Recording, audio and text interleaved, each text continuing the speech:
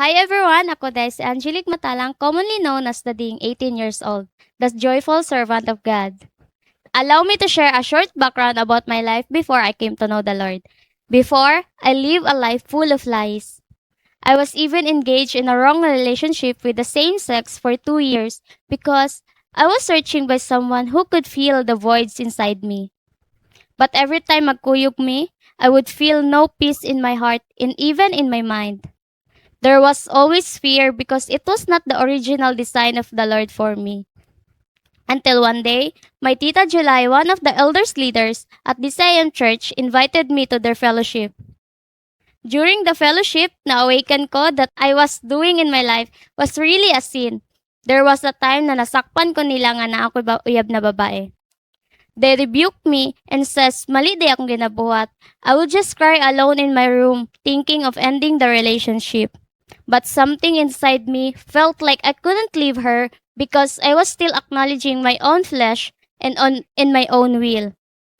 Wala pa ko kasabot o maayo about the original design of the Lord for me.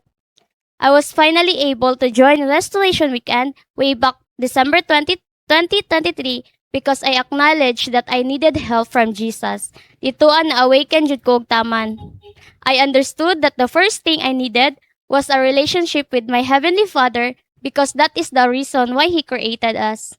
What really marked my heart during RW was the Father's love, the message of the cross, and the healing of the heart. I realized that the reason why I keep longing for love from someone was because I didn't feel love from my family or my parents. But through God, my identity was restored. I am created in His image and likeness, and I am a woman. After my restoration weekend, my life didn't suddenly become perfect, but I really asked God to help me overcome in that sinful life. As I walked with God, I kept asking for His power, grace, love, and especially His presence so I could overcome it. And one day, when I finally surrendered everything to Jesus, God did the rest.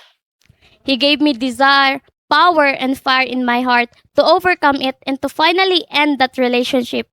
As the scripture says in Philippians 2:13, for God is working in you, giving you the desire and the power to do what pleases Him. It wasn't easy, but I tell you guys, when the time came that I overcame it, the Lord never failed me with His promises because of the willingness I had. In Matthew 6:33, but seek first His kingdom and His righteousness, and all these things will be added to you. Now, grabe ang blessings and favor that God gives me. I experience peace and real joy in my heart.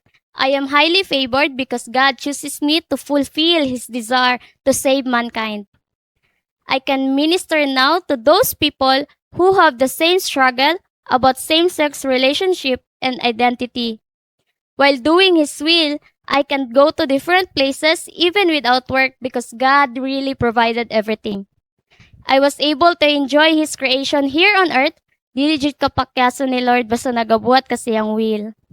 A big help also in my journey was fellowship and mentorship. They helped me overcome every testing in my life. I can really say how important to have spiritual leader who will help us through the ups and downs. If you have the willingness to change and the eagerness to grow, God will really help you. Now, God is using me in the multimedia ministry, and I have found myself serving His purpose according to the gifts He has given me. To everyone struggling with homosexuality, open your eyes and heart to Jesus, and He will help you. I also encourage everyone to join Restoration Weekend because it will truly awaken you and allow you to experience the love of God.